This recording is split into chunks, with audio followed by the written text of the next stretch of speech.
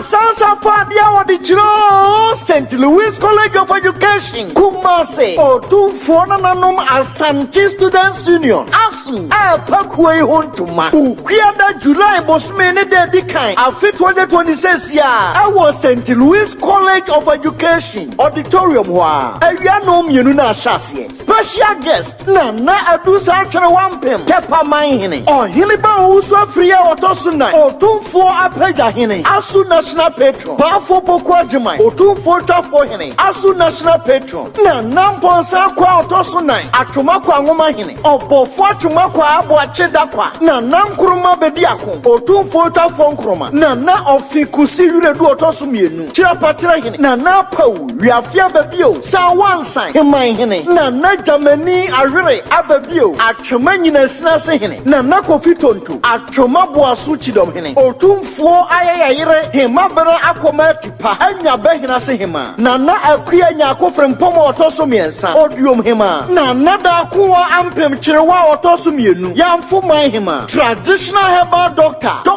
Akosia Diaya, CU, Power Specialist Herbal Hospital Limited, Nana Kwasi Kwadu, ASU, National President, Nana Boachi Kofi Diawu, ASU, National Vice President, Bema Poku, Lecturer, Usted, Professor Teresa Entry, Principal, St. Louis College of Education, Obapeni Lidio Uswa Chow, Patron, St. Louis College of Education, Opimso Radio General Manager, Kofi Boachi, 2017-2018 Best Newscaster, Asante Region, Kwame Ewani Foku Drofo, Opimso Radio, Anna, Fredria Jomai, Opimso Radio, to Media Yasi, Asante Mamman Namanya Bedadi say, Asu, Yabaya Asante Sem, say Kutu, say Bam, Otumfo Nanum Asante Students Union Foi, Aton Safreo, Sawoso Bra, no Gresham Yibi, I was St. Louis College of Education, Kumase, Betawachi, Bowonchidom, now Pakwe Huntuma, Asante Students Union, ASU, Abusia Kain.